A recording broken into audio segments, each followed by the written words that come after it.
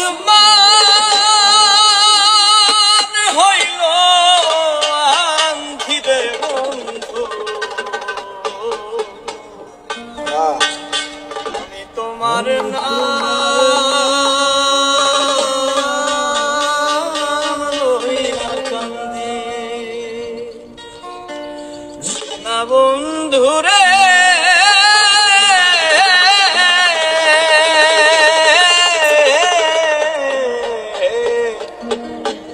আমি তোমার নাম